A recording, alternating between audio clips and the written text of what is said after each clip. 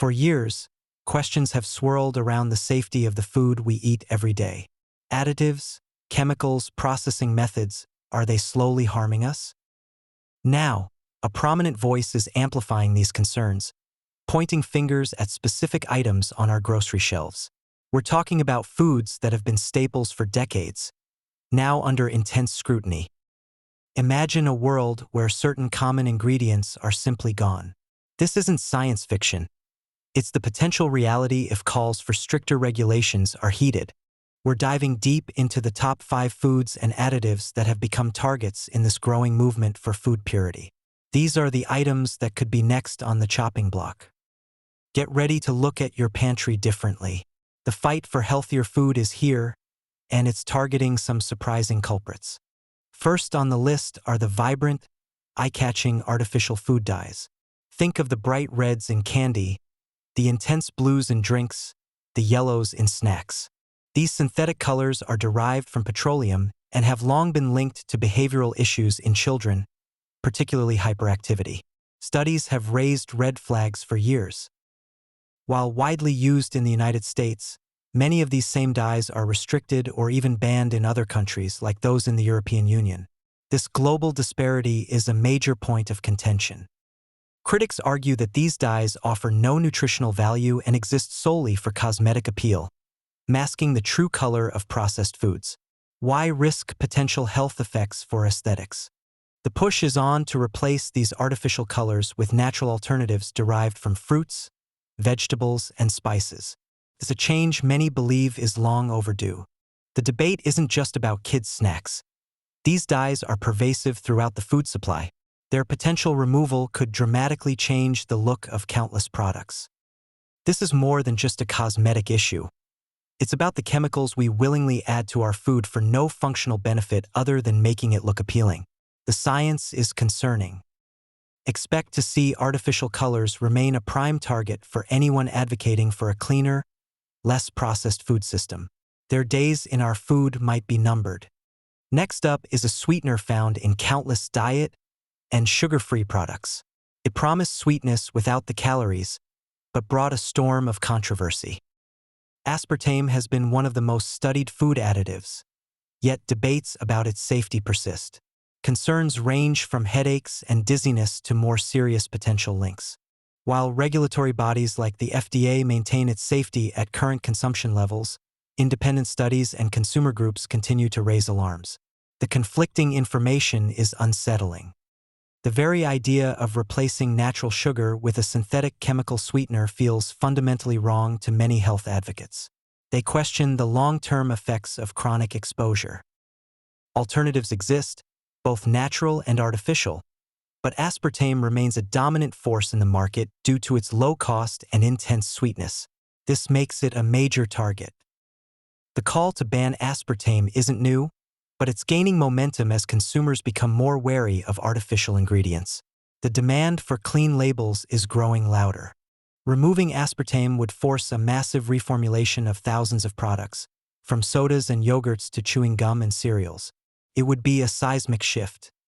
The ongoing scientific debate and public distrust make aspartame a prime candidate for removal in any significant food system overhaul. Its future is increasingly uncertain. You might not even know this ingredient is in your bread, but it's been a subject of concern for years. Potassium bromate is used to strengthen dough and help bread rise higher. Sounds harmless, right?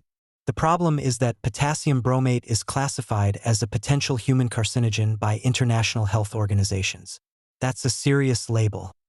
While baking is supposed to convert it into a harmless substance, there's a risk that residues can remain in the final product if not processed correctly. This risk is unacceptable to many. Numerous countries, including the UK, Canada, and the European Union, have already banned the use of potassium bromate in food products. The US has not followed suit nationwide. California requires a cancer warning label on products containing it, highlighting the known risks. This patchwork regulation frustrates advocates for a national standard. There are readily available and safe alternatives for dough conditioning, making the continued use of potassium bromate seem unnecessary and reckless to critics. Why use a potential carcinogen? The presence of a known potential carcinogen in a staple food like bread is a major point of attack for those pushing for stricter food safety laws. It's an easy target.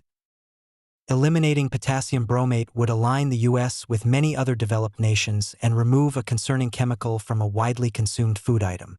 The pressure is mounting. This next item is found in some citrus-flavored soft drinks. Brominated vegetable oil, or BVO, is used to keep citrus flavoring from separating and floating to the top. The concern?